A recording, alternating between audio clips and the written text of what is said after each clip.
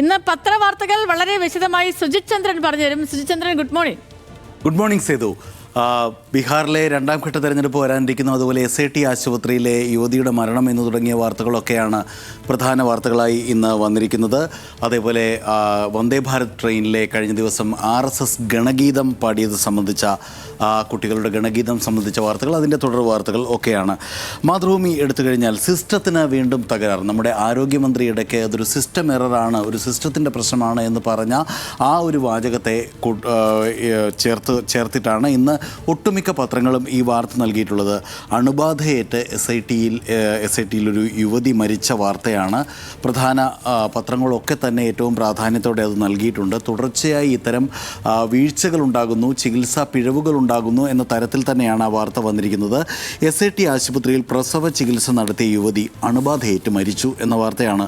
ആശുപത്രിയുടെ അനാസ്ഥയാണ് കാരണമെന്നാരോപിച്ച് ബന്ധുക്കൾ മൃതദേഹം ഏറ്റുവാങ്ങാതെ ഈ 18 ദിവസം മുമ്പുണ്ടായ കൈക്കുഞ്ഞുമായി പ്രതിഷേധിക്കുന്നു.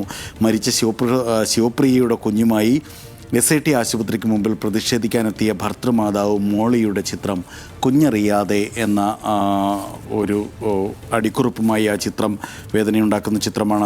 അതടക്കം കൊടുത്തിട്ടുണ്ട്. സംഭവം ഇതാണ്, അതായത് തുന്നലിൽ അണുബാധ ഉണ്ടാവുകയാണ് ആശുപത്രി വിട്ടതിനു ശേഷം. ആശുപത്രി വിടുന്ന സമയത്തെ പനി ഉണ്ടായിരുന്നു എന്നാണ് ബന്ധുക്കൾ പറയുന്നത്. ഇത് പിന്നീട് ശ്വാസകോശത്തെ ബാധിക്കുകയും നീർക്കെട്ടുണ്ടാവുകയും ചെയ്തു. തുടർന്നുണ്ടായ ന്യൂമോണിയയാണ് ഈ മരണകാരണം. 18 ദിവസത്തിന് ശേഷം ഈ മരണം സംഭവിക്കുകയാണ്. ഈ അണുബാധ ഉണ്ടായത് ആശുപത്രിയിൽ നിന്ന് തന്നെയാണ് എന്നാണ് ബന്ധുക്കൾ ആരോപിക്കുന്നത്. ഇതേ വാർത്ത തന്നെ മനോരമയും നൽകിയിട്ടുണ്ട്. മോളി കുഞ്ഞുമായി നിൽക്കുന്ന അതേ ചിത്രം, അമ്മയുടെ വേദന, വീണ്ടും സിസ്റ്റം എറർ, അതേ വാക്ക് തന്നെ, അതേ പ്രയോഗം തന്നെയാണ് മനോരമ ഉപയോഗിച്ചിരിക്കുന്നത്. പ്രസവശേഷം അണുബാധ, യുവതി മരിച്ചു. എന്നാൽ ആശുപത്രി സൂപ്രണ്ടിൻ്റെ വിശദീകരണവും അതോടൊപ്പം തന്നെയുണ്ട്. ആശുപത്രിയിൽ നിന്ന് ഡിസ്ചാർജ് ചെയ്യുമ്പോൾ ശിവപ്രിയയ്ക്ക് പനിയോ മറ്റ് ബുദ്ധിമുട്ടുകളോ ഉണ്ടായിരുന്നില്ല. അതേ ദിവസം മറ്റ് 17 പ്രസവങ്ങൾ കൂടി ഉണ്ടായിരുന്നു. മറ്റാർക്കും അണുബാധ ഉണ്ടായതായി റിപ്പോർട്ടില്ല എന്ന് SIT ആശുപത്രി സൂപ്രണ്ട് ഡോക്ടർ S. ബിന്ദു പറയുന്നു. എന്നാൽ ശിവപ്രിയയുടെ ഭർത്താവ് മനു പറയുന്നത് പ്രസവത്തിന് ശേഷം ഡിസ്ചാർജ് ചെയ്യുമ്പോൾ പനി ഉണ്ടെന്നാണ്. ഇത് പറഞ്ഞിട്ടും ആശുപത്രി അധികൃതർ അവഗണിച്ചു. അടുത്ത ദിവസം പനി കൂടി വീണ്ടും ആശുപത്രിയിൽ എത്തിച്ചപ്പോഴാണ് തലകറങ്ങി വീണത്. അണുബാധയുണ്ടായത് ആശുപത്രിയിൽ നിന്നാണെന്ന് ഉറപ്പാണ് എന്ന് മരിച്ച ശിവപ്രിയയുടെ ഭർത്താവ് പറയുന്നു. അതങ്ങനെയാണെങ്കിൽ തീർച്ചയായിട്ടും ഗൗരവത്തോടെ കാണേണ്ട വിഷയമാണ്. ഈ വിഷയത്തിലും ഈ വിവാദവും വാർത്തയും ഉണ്ടായതിനെ ഒക്കെ ശേഷം, ഈ വാർത്ത ശ്രദ്ധയിൽപ്പെട്ടതിന് ശേഷം ഒരു പ്രത്യേക അന്വേഷണം ആരോഗ്യവകുപ്പ് പ്രഖ്യാപിച്ചിട്ടുണ്ട്. മാതൃഭൂമിയിലേക്ക് തിരിച്ചു വന്നാൽ മാതൃഭൂമിയുടെ ഒന്നാമത്തെ വാർത്ത ബ്ലാക്ക് സ്പോട്ടിൽ എന്ന ഒരു വാർത്തയാണ്. നിർമ്മാണം പൂർത്തിയാവും മുമ്പേ ദേശീയപാതയിൽ അപകടങ്ങൾ കൂടുന്നു എന്നാണ് വാർത്ത. നിർമ്മാണം പുരോഗമിക്കുന്നതിനിടെ ഗതാഗതത്തിന് തുറന്നുകൊടുത്ത 6 വരി ദേശീയപാത 66-ൽ കാസർഗോഡ് തൃശ്ശൂർ ഭാഗത്ത് 40-ലധികം അപകട മേഖലകളുണ്ട്. സ്ഥിരമായി വാഹനങ്ങൾ അപകടത്തിൽപ്പെട്ടതോടെ കാരണം തേടി ദേശീയപാത വിഭാഗം അന്വേഷണം ആരംഭിച്ചു എന്നാണ് ഇൻഫോഗ്രാഫിക്സുകളുടെ പിന്തുണയോടെയുള്ള ആ വാർത്ത.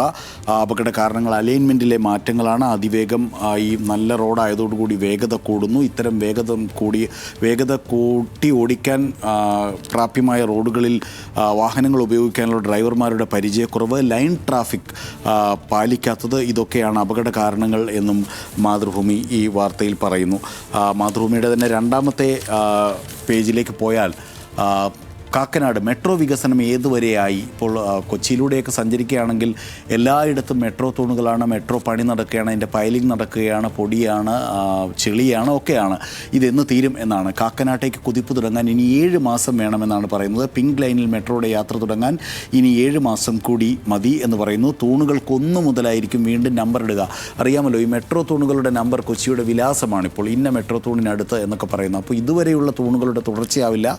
ഇത് മറ്റൊരു സ്ട്രെച്ചായി തന്നെ പരിഗണിച്ച് 1 മുതലായിരിക്കും വീണ്ടും നമ്പർ ഇടുക. കൊച്ചി മെട്രോ റൂട്ടിൽ പാലാരിവട്ടം എന്ന പേരിൽ 2 സ്റ്റേഷനുകൾ വരുന്നുണ്ട്. അതിൽ ആശയക്കുഴപ്പം ഒഴിവാക്കാൻ ഇതിലൊന്നിന് പാലാരിവട്ടം ജംഗ്ഷൻ എന്ന് പേരിടും. മെട്രോ പാത താഴെയും മുകളിലും.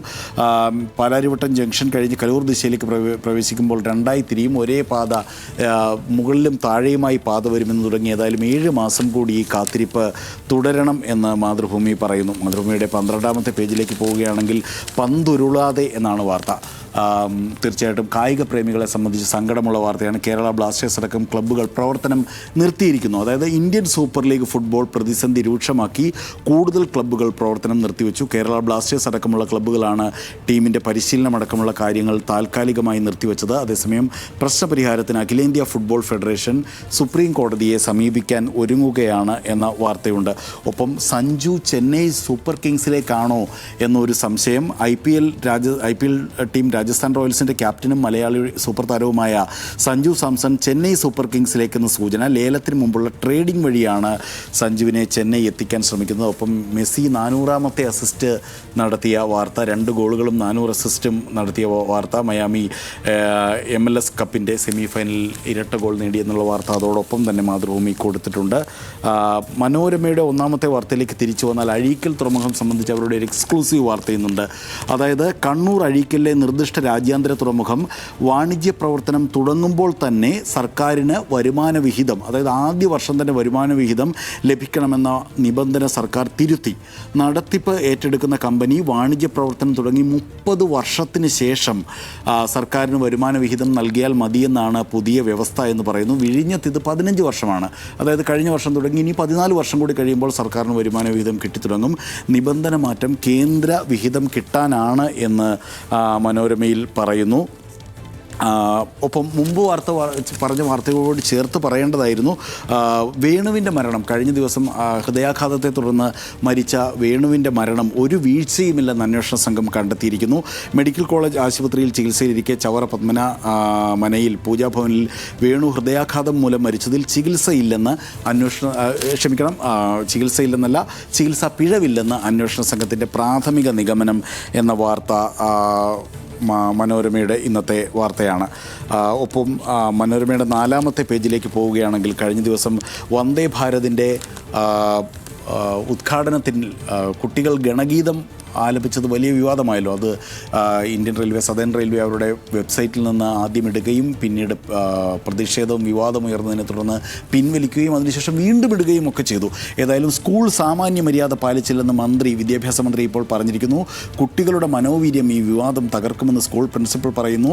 സ്കൂളിനെതിരെ നടപടി വേണമെന്ന് പ്രതിപക്ഷ നേതാവ് VD സതീശൻ പറയുന്നു. സുപ്രീം കോടതി സ്വമേധയാ കേസെടുക്കണമെന്ന് MA ബേബി പറയുന്നു. ഗണഗീതം RSS ശാഖയിൽ മതിയെന്ന് VK സനോജ് പറയുന്നു. വിവാദത്തിൻ്റെ കാര്യമില്ല എന്ന് സുരേഷ് ഗോപി പറയുന്നു എന്ന് തുടങ്ങിയ വാർത്തകളൊക്കെ അതിൽ വിശദമായി നൽകിയിട്ടുണ്ട്.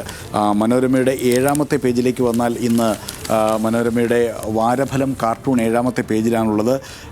അദ്വാനി പിന്തുണയുമായി ആശംസയുമായി ശശി തരൂർ കഴിഞ്ഞ ദിവസം പിറന്നാൾ ആശംസ ട്വീറ്റ് ചെയ്തല്ലോ. അതൊരു വിവാദമായിട്ടുണ്ട്. ഇപ്പോൾ ഒറ്റ സംഭവത്തിലേക്ക് അദ്വാനിയുടെ സേവനം ചുരുക്കരുത് എന്നാണ് തരൂർ പറയുന്നത്. അതായത് ശനിയാഴ്ചയാണ് അദ്വാനിയുടെ 98ാം പിറന്നാളിന് ശശി തരൂർ ആശംസ നേർന്നത്. പൊതുസേവനത്തിൽ അദ്ദേഹത്തിൻ്റെ ഇളകാത്ത പ്രതിബദ്ധത, അദ്ദേഹത്തിൻ്റെ എളിമയും മാന്യതയും, ആധുനിക ഇന്ത്യയുടെ ഗതി നിർണ്ണയിക്കുന്നതിൽ അദ്ദേഹം വഹിച്ച പങ്ക്, ഇതൊന്നും മായ്ക്കാനാവില്ല എന്ന് പറയുന്നു. പക്ഷേ അദ്ദേഹത്തിൻ്റെ സേവനം ഒറ്റ സംഭവത്തിലേക്ക് ചുരുക്കുന്നത് നീതികേടാണെന്ന് തരൂർ പറയുന്നു. അദ്വാനിക്ക് ജന്മദിനാശംസകൾ നേർന്ന ഈ പ്രസ്താവനയുടെ പേരിൽ വന്ന വിമർശനങ്ങളെയാണ് അദ്ദേഹം തള്ളുന്നത്. ചൈനയോട് നേരിട്ട യുദ്ധപരാജയത്തിൻ്റെ അടിസ്ഥാനത്തിൽ ജവഹർലാൽ നെഹ്റുവിൻ്റെയും അടിയന്തരാവസ്ഥയുടെ പേരിൽ ഇന്ദിരാഗാന്ധിയുടെയും സേവന സമഗ്രതയിൽ ആരും വിധി എഴുതാറില്ല എന്ന് പറയുന്നത് പോലെ നെഹ്റുവിൻ്റെ നേർക്കൊരു പിന്നിലേക്കൊരു കത്തി എറിയുന്ന ഒരു കാർട്ടൂണും അതോടൊപ്പം തന്നെ കൊടുത്തിട്ടുണ്ട്. ദേശാഭിമാനിയിലേക്ക് വന്നാൽ ദേശാഭിമാനി ഇന്നത്തെ 1ാമത്തെ വാർത്തയായി നൽകിയിരിക്കുന്നത് വോട്ടർമാർക്ക് ആശങ്ക SIR വീഴ്ച എന്ന വാർത്തയാണ്. പക്ഷേ ദേശാഭിമാനിയുടെ 5ാം പേജിൽ ഉൾപേജിലേക്ക് പോയാൽ സമനില തെറ്റി UDF പത്രം എന്ന് ഇന്നലെ UDF മുഖപത്രം വീക്ഷണത്തിനൊരു മറുപടി എഴുതുകയാണ് അവർ. തെരഞ്ഞെടുപ്പുകൾ വരാനിരിക്കെ സമനില തെറ്റി UDF പത്രം ഞായറാഴ്ച 1ാം പേജിൽ പ്രധാന വാർത്തയാക്കിയ സർക്കാർ സർവേ പാർട്ടി നടത്തുമെന്ന കള്ളവുമായാണ് ഏറ്റവും ഒടുവിലെ പ്രകടനം. നവകേരള നിർമ്മിതിക്കായി ജനങ്ങളിൽ നിന്ന് നിർദ്ദേശം തേടുന്നതും സാമൂഹിക സന്നദ്ധ പ്രവർത്തനത്തിനായി രജിസ്റ്റർ ചെയ്തവരെ ഉപയോഗിക്കുകയാണ് ഈ വാർത്ത.